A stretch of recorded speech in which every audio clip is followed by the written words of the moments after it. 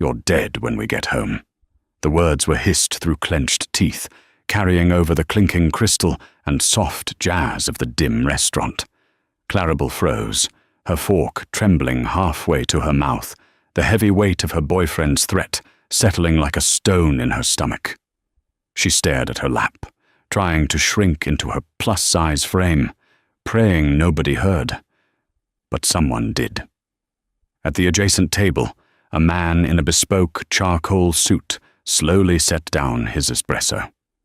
Sincere Vaughan didn't tolerate disrespect in his city, and he certainly didn't tolerate cowards.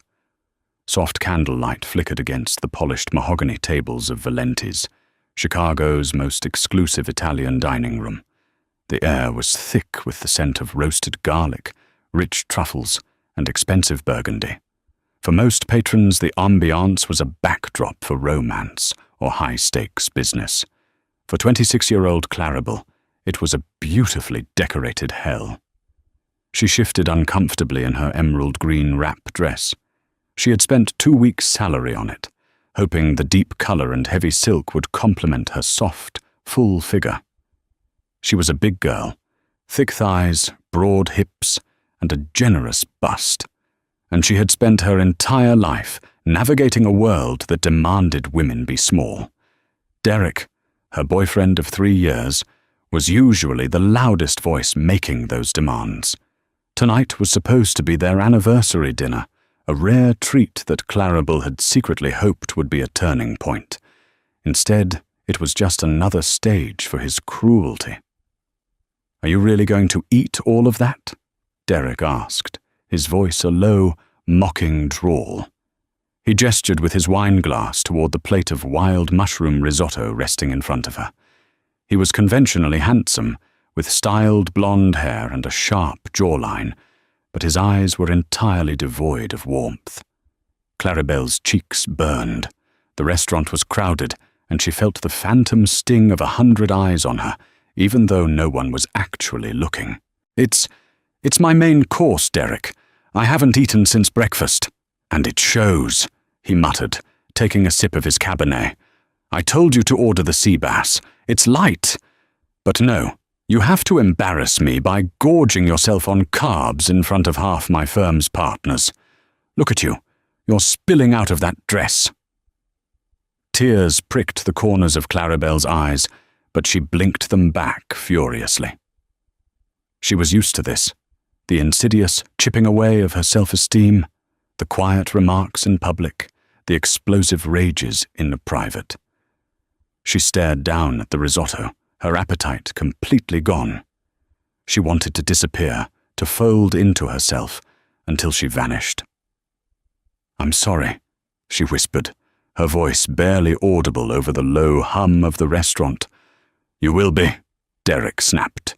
He leaned closer, his features twisting into an ugly sneer. His hand darted under the heavy linen tablecloth, his fingers clamping down on her thick thigh with a vicious, bruising grip. Claribel gasped, her eyes widening in shock and pain. "Derek, please, you're hurting me," she breathed, terrified of making a scene.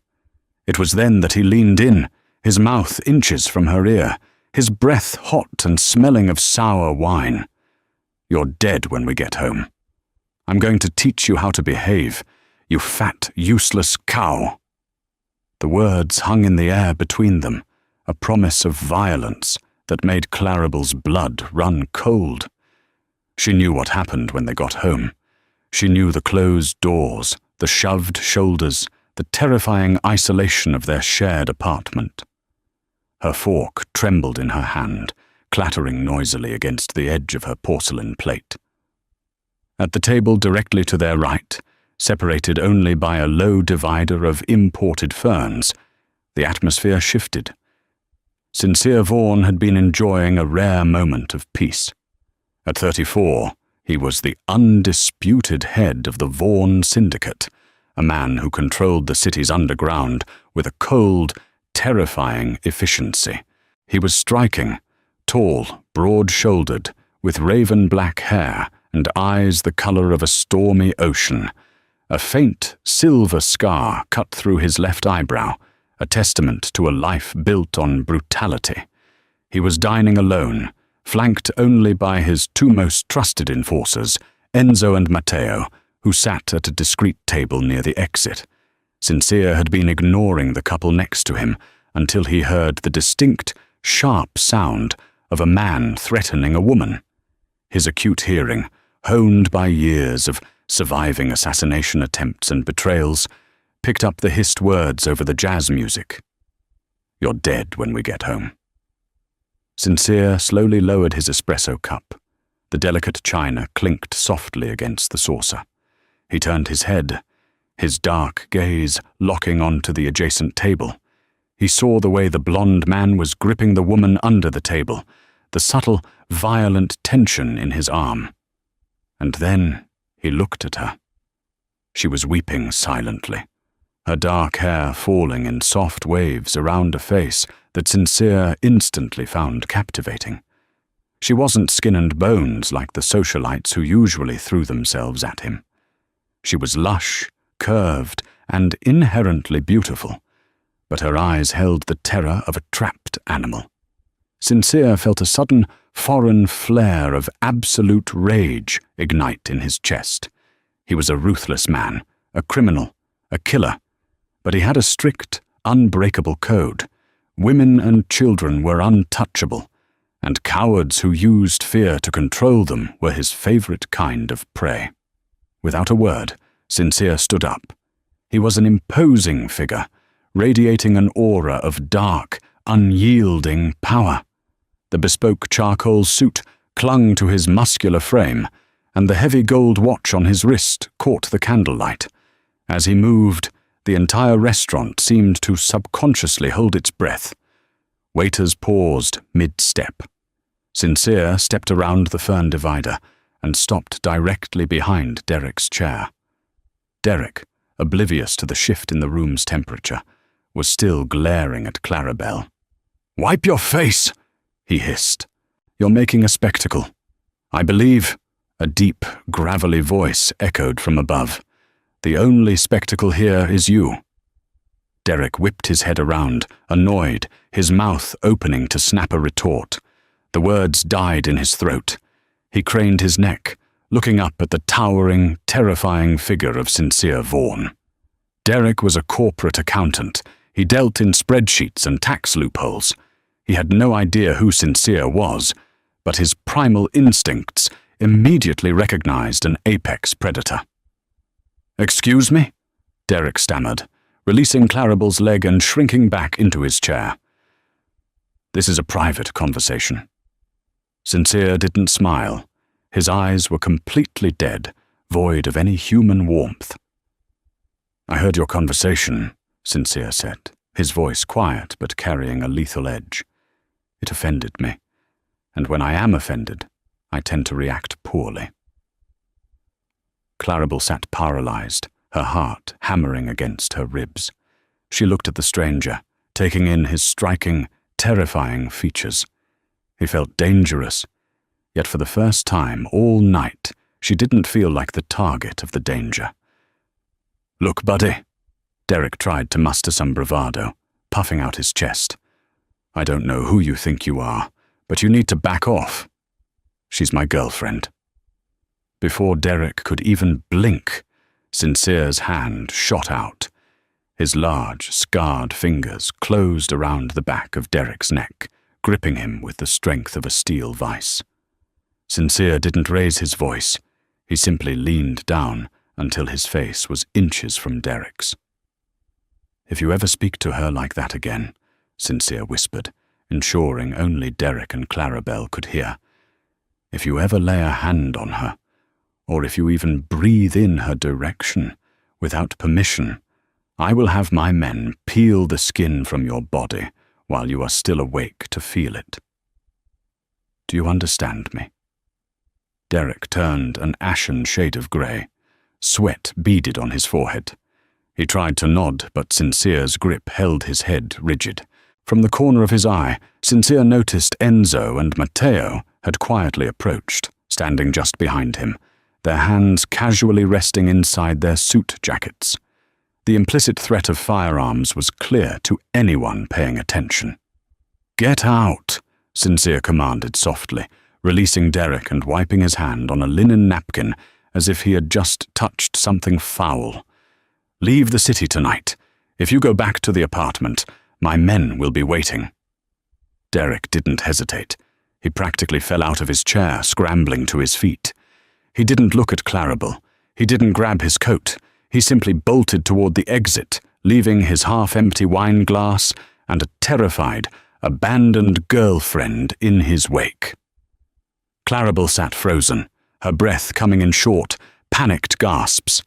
The restaurant slowly resumed its chatter, though the waiters maintained a wide, respectful berth around the table. Sincere turned his attention to Clarabel, his cold, hardened expression instantly softening. "May I sit down?"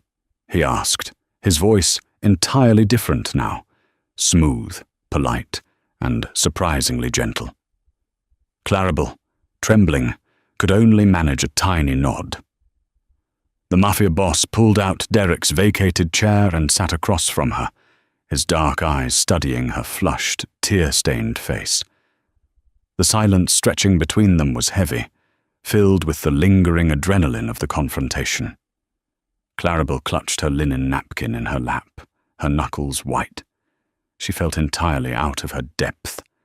The man sitting across from her exuded money, power, and a lethal kind of grace.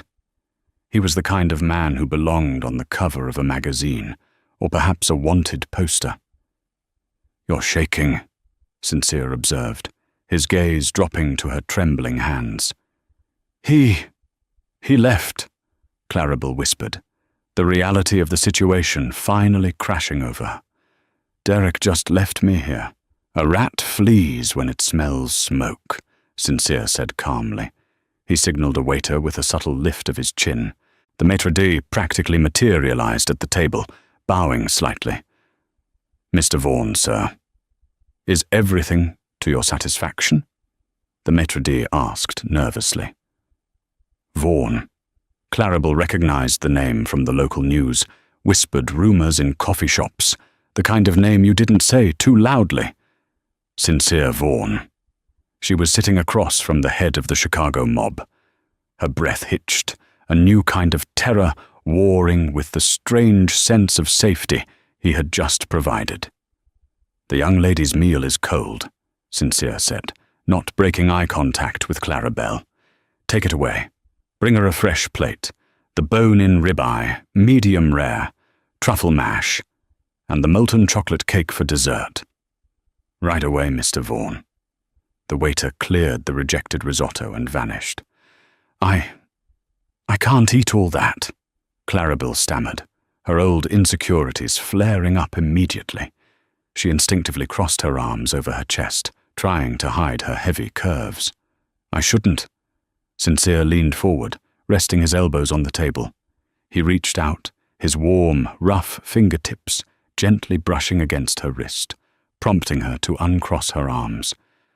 "You will eat whatever you desire, whenever you desire it," he said, his voice a low, commanding rumble. "Do not let a weak man dictate the space you take up in this world. You are beautiful.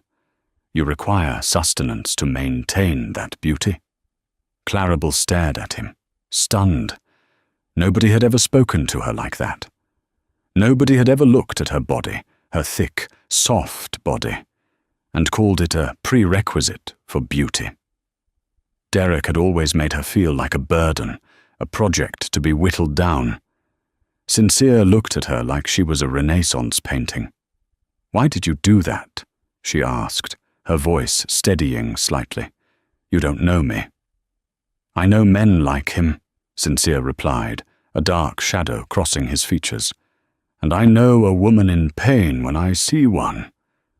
"What is your name?" "Clarabel. Clarabel Collins." "Sincere," he offered, though she already knew. "Tell me, Clarabel Collins, did you live with him?" She nodded miserably. "Yes. His name is on the lease. He has the keys. All my things are there." Sincere frowned, a dangerous glint returning to his eyes. He raised a hand, and within seconds, Enzo, a massive man with a thick beard and a tailored suit, stepped up to the table. "Boss?" Enzo murmured. "Find out where Derek— What is his last name, Clarabelle?" "Vance. Derek Vance." "Find out where Derek Vance lives. Send a team to clear out all of Miss Collins's belongings. Everything. I want it packed and moved tonight. Change the locks on the door and leave a message for Mr. Vance that if he returns, the lease will be the least of his worries." "Understood," Enzo said, nodding at Clarabelle before disappearing toward the front door. "You can't do that!" Clarabelle gasped, half rising from her chair. "He'll go to the police.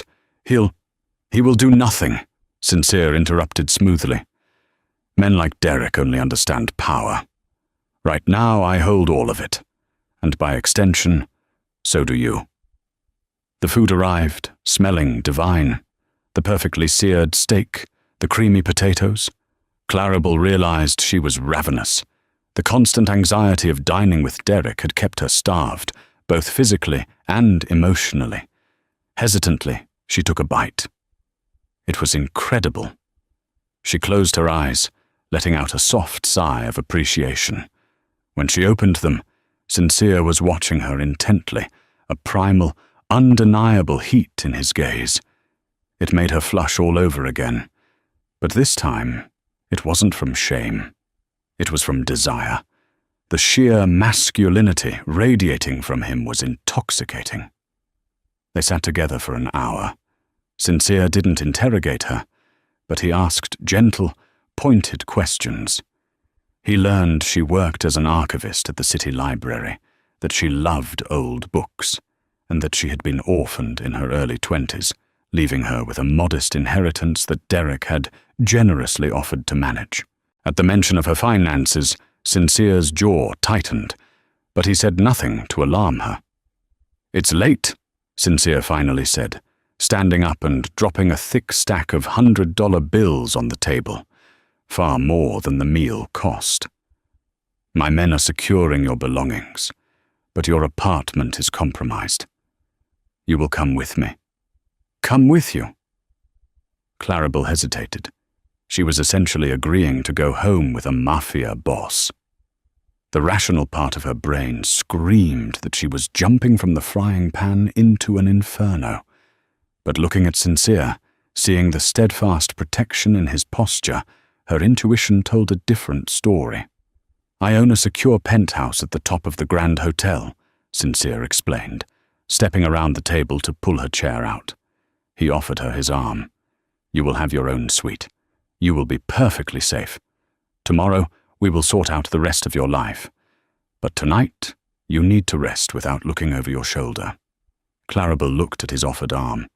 It was thick, corded with muscle beneath the wool suit.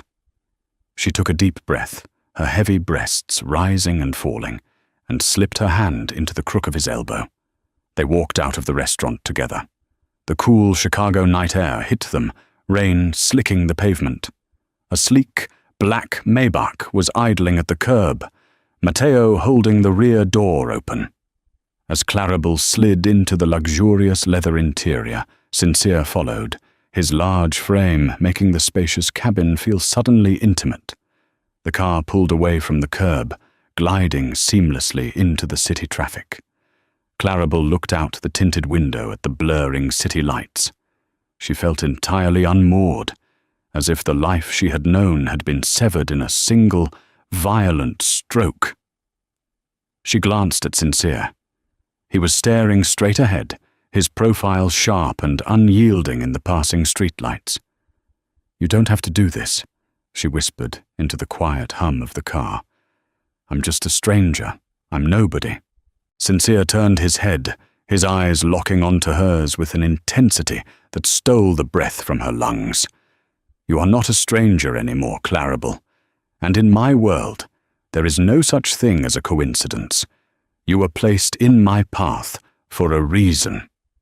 He reached out, his thumb gently tracing the line of her soft jaw, sending a shiver of electricity straight down her spine. "You are safe now. That is all that matters." The penthouse at the top of the Grand Hotel was not a mere hotel room. It was a fortress suspended in the clouds. Floor-to-ceiling windows offered a panoramic view of the glittering Chicago skyline, while the interior was a masterpiece of dark woods, brushed steel, and opulent leather. It felt exactly like Sincere. Cold, expensive, and intimidatingly beautiful. Clarabelle stood awkwardly in the center of the massive living room, still clutching her small evening bag. Her emerald wrap dress felt incredibly out of place amidst the stark, masculine luxury. "Your suite is down the hall to the right," Sincere said, shedding his suit jacket and tossing it casually over a leather armchair.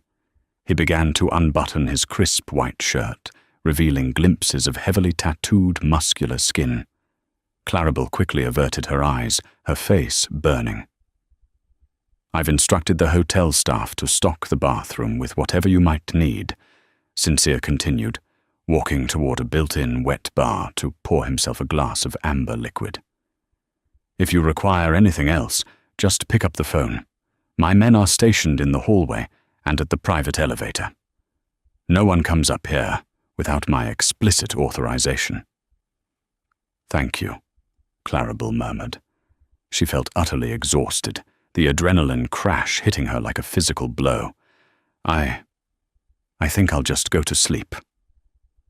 "Rest, Clarabelle," Sincere said softly, raising his glass to her. "Tomorrow brings a new day." Clarabelle retreated to the guest suite. It was larger than her entire apartment. A massive king-sized bed dominated the room, covered in high-thread-count Egyptian cotton. In the sprawling marble bathroom, she found a plush white bathrobe. She stripped off the green dress, letting it pool at her feet, and caught sight of herself in the full-length mirror. She paused, staring at her reflection. She saw the rolls of her stomach, the heavy slope of her breasts, the thick curve of her thighs. For years, Derek had conditioned her to view this body with disgust, a project that constantly needed fixing. But tonight, Sincere Vaughan had looked at this exact body and called it a masterpiece. He had defended her. The cognitive dissonance was dizzying. She wrapped the robe around herself, tying the belt tightly to conceal her shape, and crawled into the massive bed. Despite the strange surroundings and the surreal events of the evening, sheer mental exhaustion pulled her into a deep, dreamless sleep. She awoke hours later. The room was bathed in the pale grey light of early morning. Clarabelle sat up, momentarily disoriented. The events of the previous night rushed back, and she threw off the covers. She needed water. Padding softly barefoot out of the guest suite, she navigated the quiet penthouse. As she neared the living area, she heard low, urgent voices. "Found the paperwork in his home office desk, boss." It was Enzo's voice, rough and professional. Clarabelle froze in the hallway, pressing herself against the cool wall, out of sight. "Show me," Sincere replied, his tone devoid of the warmth he had shown her the night before. This was the voice of the Don.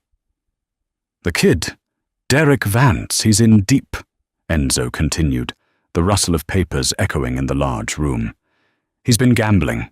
Underground rings mostly, but he got careless. He owes $250,000 to the Russo syndicate." Clarabelle's heart stopped. The Russos. Even she knew who they were. The most violent, unpredictable crime family in the tri-state area, and Sincere Vaughan's sworn, blood-feud rivals. "A civilian owing the Russos money is none of my concern," Sincere said coldly.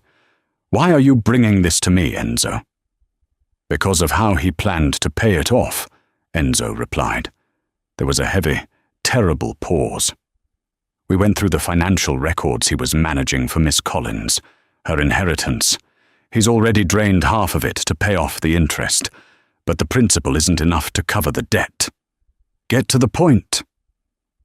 3 weeks ago, Enzo said, his voice dropping an octave, Vance took out a life insurance policy on Clarabelle Collins.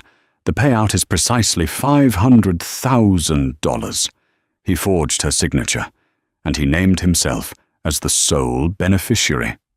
In the hallway, Clarabelle clamped a hand over her mouth to stifle a scream. Her knees buckled, and she slid down the wall, the plush carpet muffling her descent. "You're dead when we get home." The threat at the restaurant hadn't been an exaggeration. It hadn't been just another night of verbal abuse. Derek had been planning to kill her. He was going to murder her to pay off his debts to the mob. "Son of a bitch," Sincere whispered, the venom in his voice palpable. He was going to stage an accident. The Russo's collectors gave him a deadline of tomorrow, Enzo confirmed. He was running out of time. If you hadn't intervened at the restaurant, boss, she wouldn't have survived the night. The sound of shattering glass made Clarabelle jump. Sincere had hurled his crystal tumbler against the wall. "Where is he?"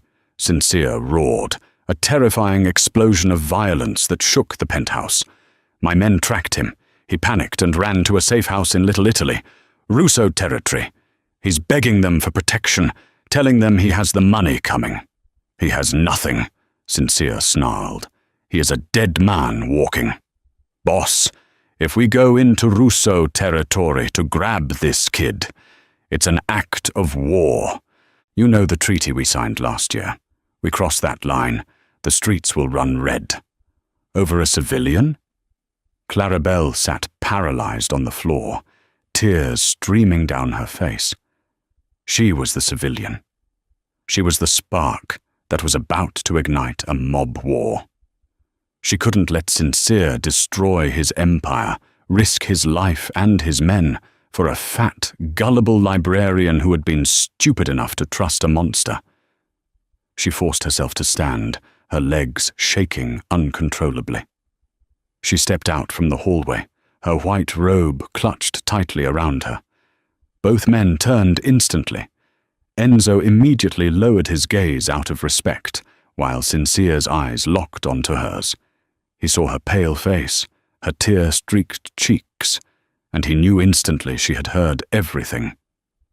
"Clarabelle," Sincere said, his voice dropping the lethal edge and returning to a soft, urgent timbre.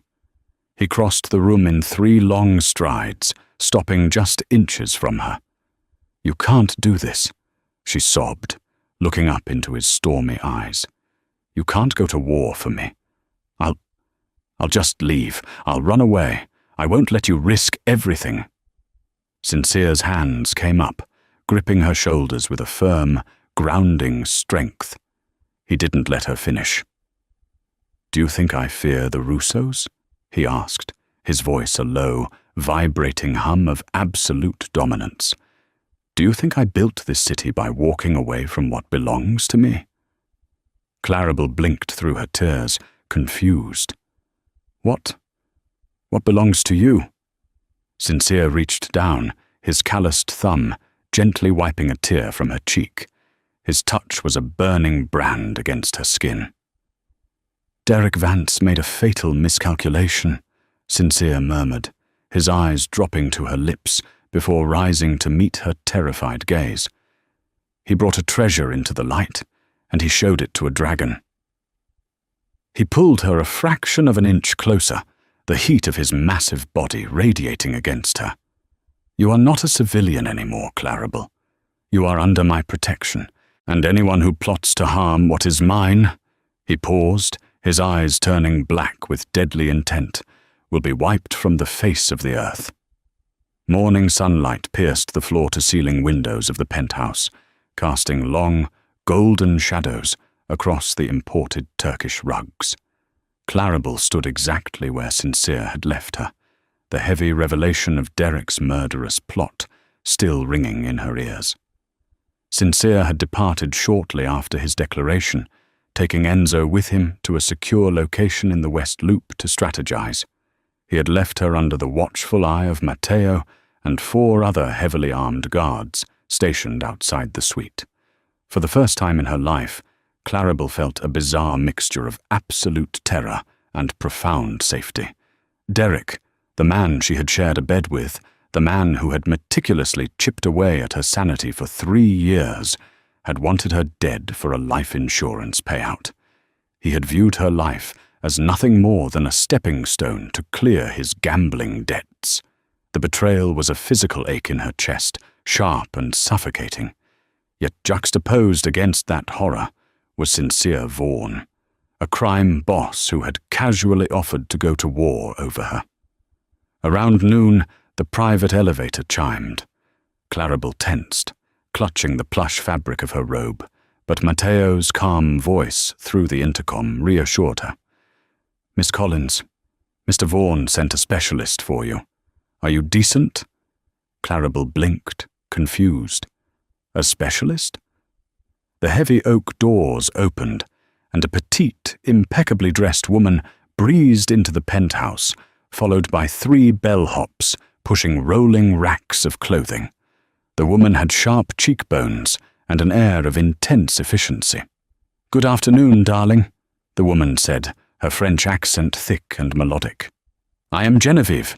Sincere called me from his office on Michigan Avenue.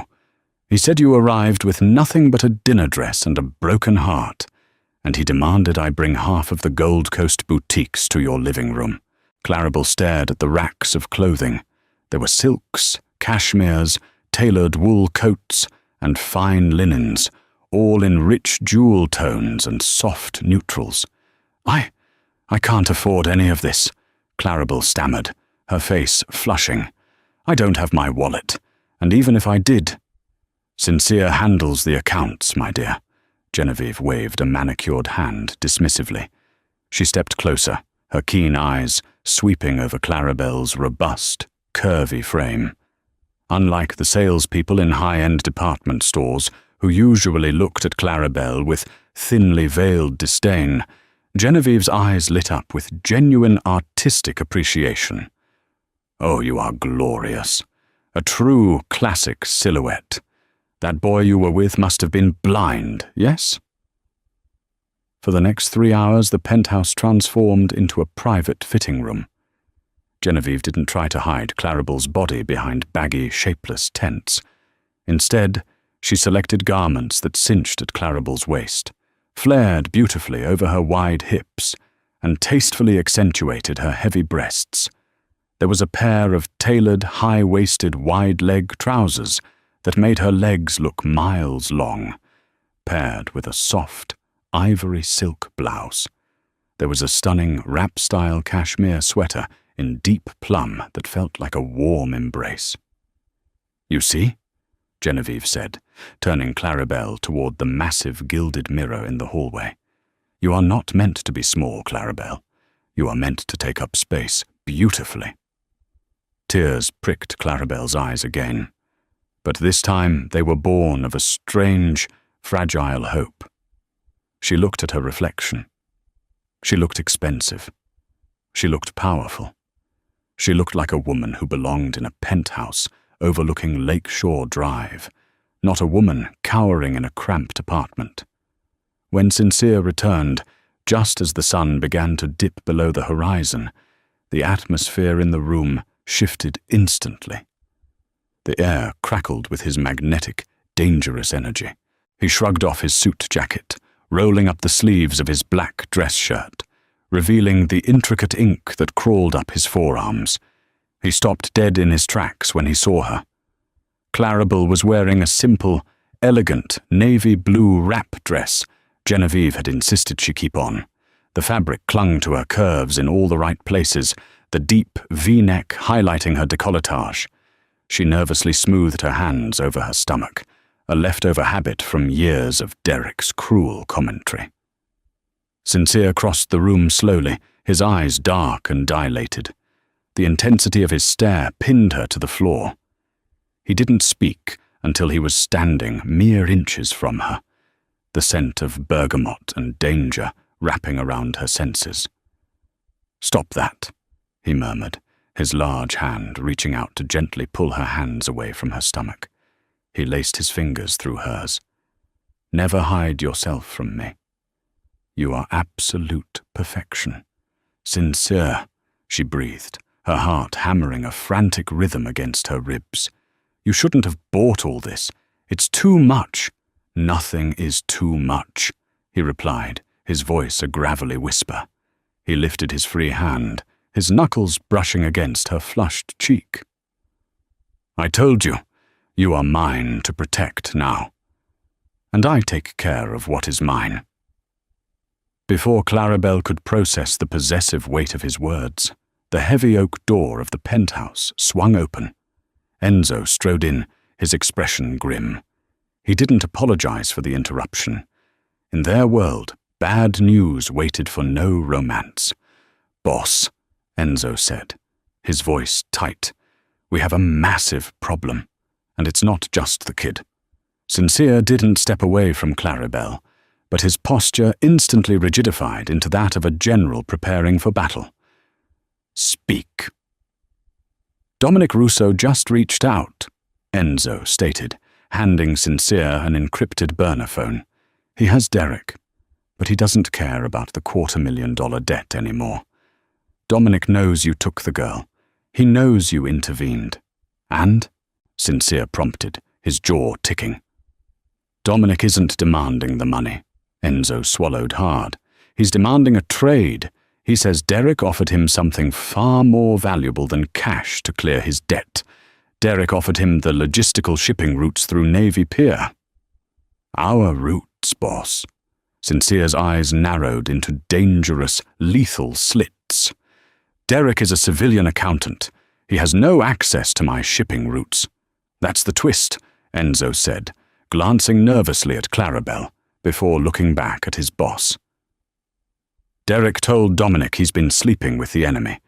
He claims he has an inside source in our syndicate, someone high up, someone who gave Derek the operational codes to hand over to the Russos." The room plunged into an icy silence. A mole, the most dangerous, devastating threat to any organized crime family, wasn't a rival gang. It was rot from the inside. "Who?"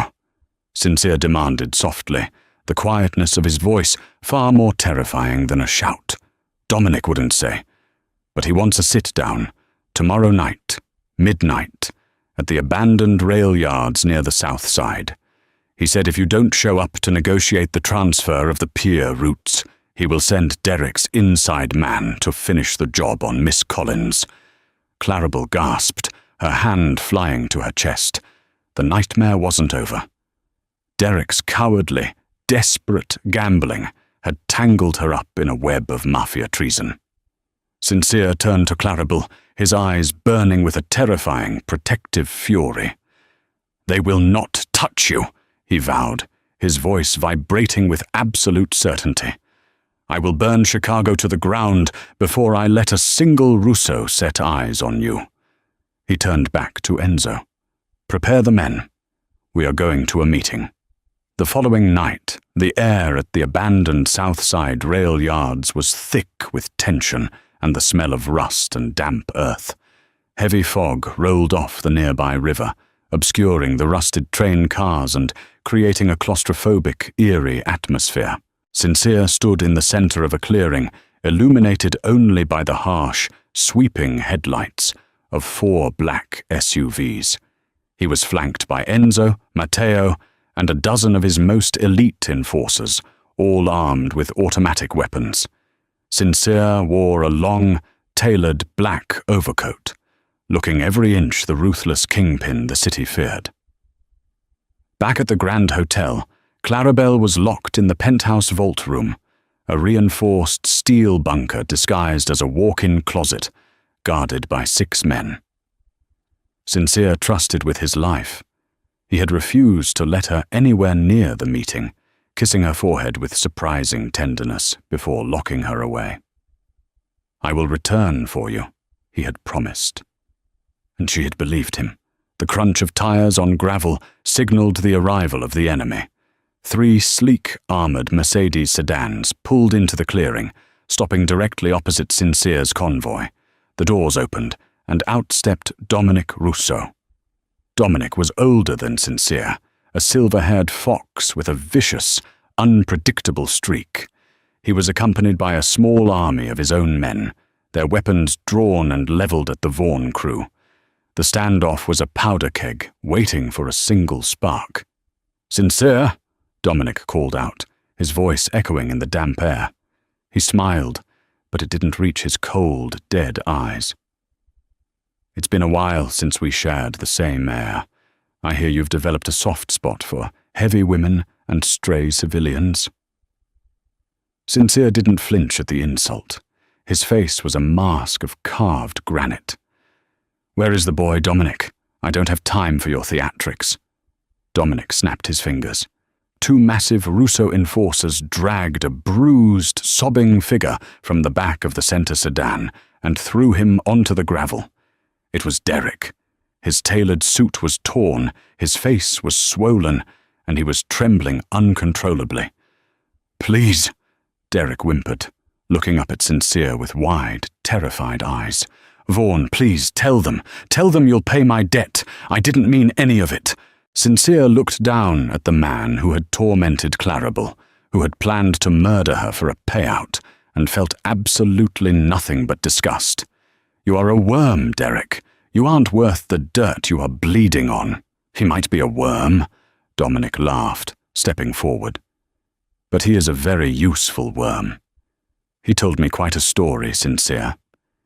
He told me that your trusted accountant, Arthur Pendleton, has a terrible gambling habit of his own, a habit that Derek discovered and used to blackmail Arthur into handing over the shipping manifests and security rotations for Navy Pier."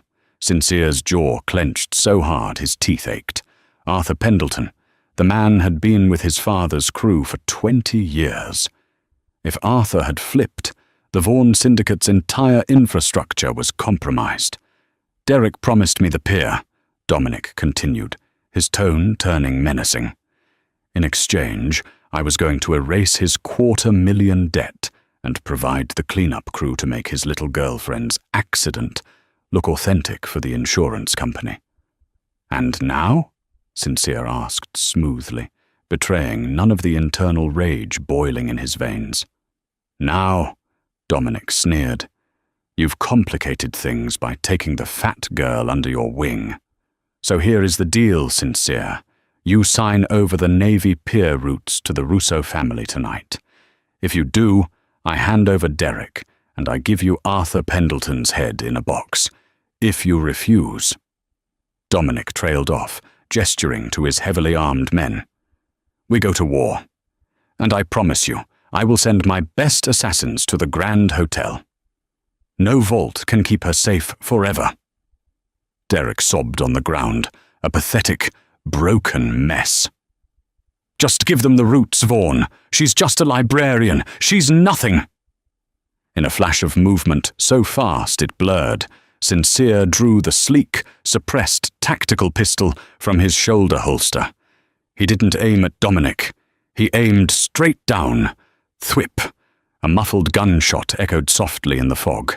Derek screamed, clutching his right kneecap as dark red blossomed across his torn trousers. He collapsed, writhing in agony on the wet gravel. "That," Sincere said calmly, lowering the smoking weapon, "is for speaking her name." The Russo men raised their rifles, but Sincere's men instantly mirrored the action. The tension was suffocating. "Are you insane?" Dominic roared, stepping back. "You shoot a man at a parley." "He is not a man," Sincere corrected coldly. "He is an animal who tried to hurt what is mine." "Now, Dominic, you have miscalculated entirely." Sincere reached into his overcoat and pulled out a thick manila folder, tossing it onto the gravel next to the bleeding Derek. "I don't need you to give me Arthur Pendleton," Sincere said, a cruel, victorious smile finally playing on his lips. "Enzo found Arthur 2 hours ago, attempting to board a private flight to the Caymans. Arthur has already confessed everything. He is currently hanging by his ankles in one of my meatpacking plants. The Navy Pier security rotations have already been changed. The codes are void." Dominic's smug expression vanished, replaced by a dark, furious realization. He had lost his leverage. "You brought me a useless hostage and a dead deal, Dominic," Sincere taunted gently. "So here is my counteroffer. You take your men and you leave my territory tonight. You never mention my name, or Clarabelle's name ever again. If I ever see a Russo operative within 10 blocks of the Grand Hotel, I won't just take your shipping routes. I will take your life, your family's lives, and burn your legacy to ash." Dominic glared at Sincere, his chest heaving. He looked at the folder on the ground, then at the bleeding, useless accountant whining on the gravel. He knew when he was beaten. "Leave the rat," Dominic spat to his men, turning on his heel. "He's Vaughn's problem now." The Russo men piled back into their Mercedes sedans, the vehicles kicking up gravel as they sped away into the fog, retreating into the shadows of the city. Sincere stood over Derek, who was sobbing and clutching his shattered knee. Enzo stepped forward, his face impassive. "What do you want us to do with him, boss?" Enzo asked. "The police?" "The police are too kind for a man who plots to murder innocent women," Sincere said softly. He looked down at Derek, his eyes devoid of mercy.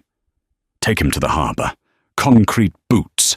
Let him pay his debts at the bottom of Lake Michigan." "No, please!" Derek screamed, as Matteo and another enforcer hauled him up by his armpits, dragging him toward the back of an SUV. "Clarabelle wouldn't want this. She's too nice. She'll hate you for this." Sincere turned his back, ignoring the desperate pleas fading into the fog. He looked up at the hazy Chicago skyline. Derek was wrong. Clarabelle didn't need to know the violent mechanics of his world, but she would never have to fear the monsters in it ever again, because she belonged to the biggest monster of them all, and he was finally going home to her. Midnight crept over the Chicago skyline, casting long, fractured reflections of neon across the dark waters of Lake Michigan. Inside the reinforced steel walls of the penthouse vault, Clarabelle sat on a plush velvet ottoman, her knees pulled to her chest. The silence in the room was absolute, a stark contrast to the chaotic storm raging in her mind. Genevieve's beautiful navy dress felt heavy against her skin now. Every passing minute stretched into an eternity. She kept imagining the worst. Gunfire in the fog, Sincere bleeding out on the cold ground, Dominic Russo's men breaking down the penthouse doors to finish what Derek had started. Then, the heavy metallic thud of the vault's locking mechanism echoed through the small space. Clarabelle scrambled to her feet, her heart pounding against her ribs like a trapped bird. The thick steel door swung outward, revealing the dimly lit master bedroom. Standing in the threshold was Sincere. He looked exhausted. His black overcoat was damp with the night's heavy fog, and a stray lock of raven hair fell across his forehead, partially obscuring the silver scar through his eyebrow. But he was whole. He was alive. "Sincere," she gasped, closing the distance between them before her rational mind could stop her. She practically threw herself into his massive chest, her arms wrapping tightly around his waist. Sincere let out a breath he seemed to have been holding since he left the South Side rail yards. His strong arms enveloped her instantly, pulling her lush, curved body flush against his. He buried his face in the soft crook of her neck, inhaling the sweet scent of vanilla and jasmine that belonged entirely to her. For a man who lived a life bathed in adrenaline and calculated cruelty, the warmth of this woman was an intoxicating drug. "I told you I would return," he murmured against her skin, his gravelly voice vibrating through her. "You are safe, Mia Luz. It is done." Clarabelle pulled back just enough to look up into his stormy, dark eyes. "What happened? Where is Derek?" Sincere reached up, his rough, calloused fingers gently smoothing a stray curl behind her ear. He didn't want to bring the grime of the harbor into this pristine sanctuary, but he refused to lie to her. Derek will never walk the streets of this city again. He is no longer your concern. The Russos have retreated.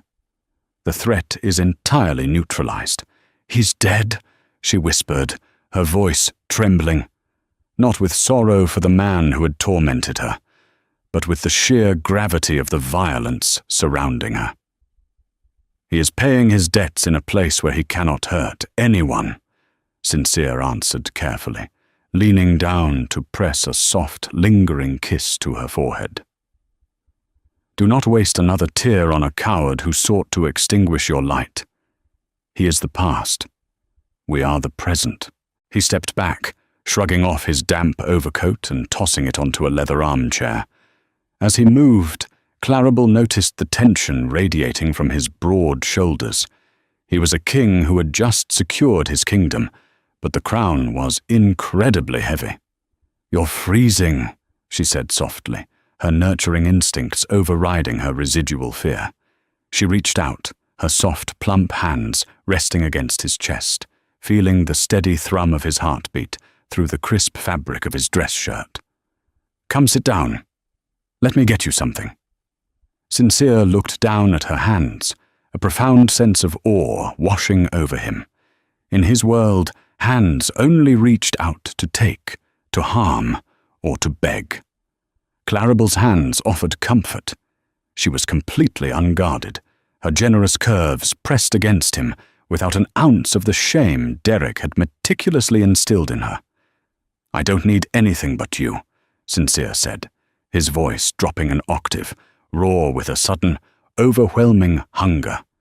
He moved his hands to her waist, his thumbs tracing the flare of her wide hips through the silk dress. "Do you understand what you've done to me, Clarabel? In 24 hours you have completely dismantled my sanity." Clarabel's breath hitched. "I didn't mean to." "I am glad you did," he growled softly. He leaned in, capturing her lips in a kiss that was entirely devoid of the polite restraint he had shown the night before. It was a kiss of absolute possession, searing and demanding. Clarabel melted into him, a soft moan escaping her throat. Derek's kisses had always felt like obligations, rushed and devoid of passion. Sincere kissed her like he was dying of thirst and she was the only oasis in the desert. His large hands slid up her back, tangling in her dark hair, anchoring her to him. She felt the hard, sculpted muscle of his body pressing against her softness, a perfect, contrasting puzzle. When he finally pulled away, they were both breathing heavily. Sincere rested his forehead against hers. "Stay with me," he commanded softly, leaving no room for argument. "Move your life here. Let me give you the world."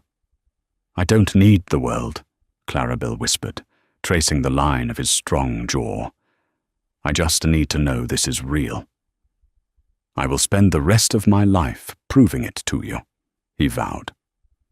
Over the next 3 months, the penthouse at the Grand Hotel ceased to be a gilded cage and became a true home. Clarabel's life transformed dramatically. She resigned from her tedious job at the city library, instead taking over the curation of Sincere's massive, private collection of rare first-edition books housed in his secondary estate in the Gold Coast district.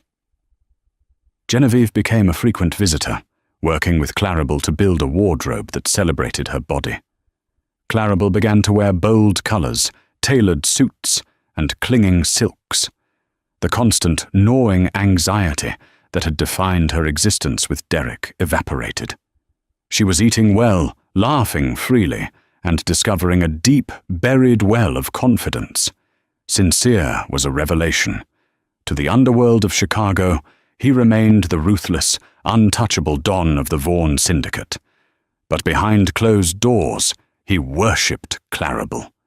He treated her body like a religious artifact, mapping every curve, every soft stretch mark, and every inch of thick thigh with a reverent devotion that shattered her lingering insecurities. He took her to private showings at the Art Institute, chartered yachts on Lake Michigan under the stars, and ensured she never wanted for anything.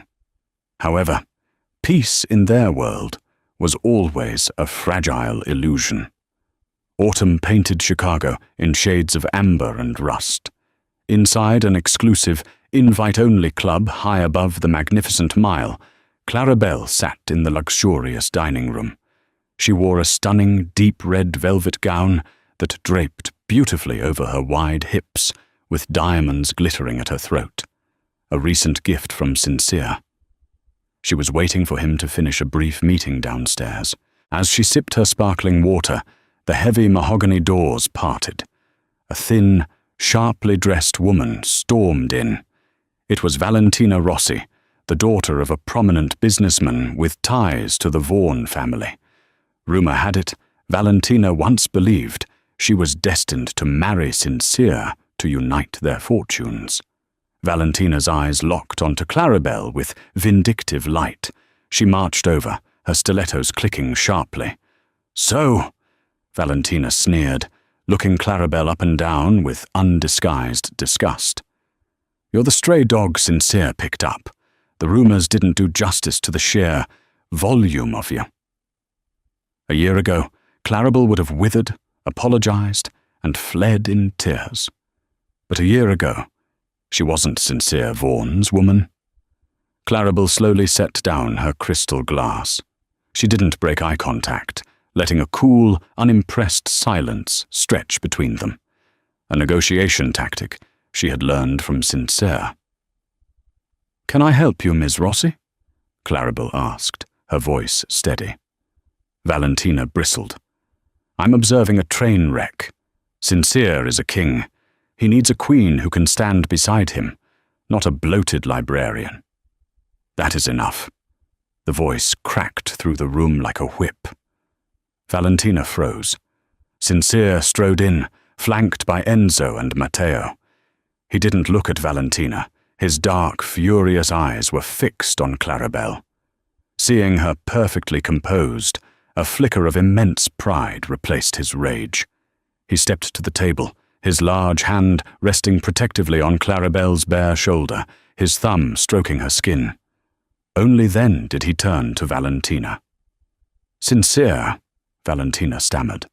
"I was just introducing myself to your guest." "She is not my guest," Sincere rumbled, his voice carrying to every eavesdropping table. "She is my partner, and you are breathing her air without permission." "Sincere, please, my father." "Your father will receive a call in 5 minutes, informing him that your crude tongue just cost his firm the Southside development contracts," Sincere interrupted coldly. "You have 10 seconds to leave. If you ever speak to my woman again, your family will be exiled before sunrise." Valentina gasped, tears of humiliation springing to her eyes. Realizing every powerful figure in Chicago was watching, she turned and fled. Sincere exhaled, the dangerous tension bleeding away. He looked down at Clarabelle, his expression softening. "Did she upset you, Mea Luz?" Clarabelle covered his hand with hers, smiling radiantly. "Not even a little bit. She's a very unhappy woman. I'm just hungry." Sincere let out a rare, genuine laugh. He leaned down and kissed her, ignoring the stares of the elite. "Then we shall eat." Later that night, in the sprawling sanctuary of their penthouse, the city lights twinkled far below. Clarabelle stood by the floor-to-ceiling windows, wearing only one of Sincere's oversized dress shirts. Sincere came up behind her, wrapping his arms around her waist and burying his face in her neck. "You handled her flawlessly," he murmured. "You looked like a true queen." Clarabelle leaned back into his embrace, feeling entirely safe. "I had a good teacher." Sincere turned her around, his stormy eyes filled with unyielding devotion. "I didn't teach you how to be strong, Clarabelle. You survived the darkness long before I found you, I just provided the light. He reached into his pocket and pulled out a velvet box, opening it to reveal a flawless emerald-cut diamond ring flanked by dark obsidian stones. "There are no coincidences in my world," Sincere said, his voice thick with emotion. "You were meant to sit at my side. Marry me, Clarabel. Let me protect you, worship you, and build an empire in your name." Tears of pure joy spilled over her lashes. She didn't hesitate or doubt her worthiness. "Yes," she breathed, throwing her arms around his neck. "Yes, Sincere." He slipped the ring onto her finger, sealing a pact forged in chaos and bound by an unbreakable love. The Mafia boss had found his queen, and the city would forever bow to the woman who taught the monster how to love. A whispered threat over a plate of risotto changed the trajectory of 2 lives forever. What began as an evening of cruel humiliation for a woman conditioned to hate her own reflection became the catalyst for an empire's greatest love story.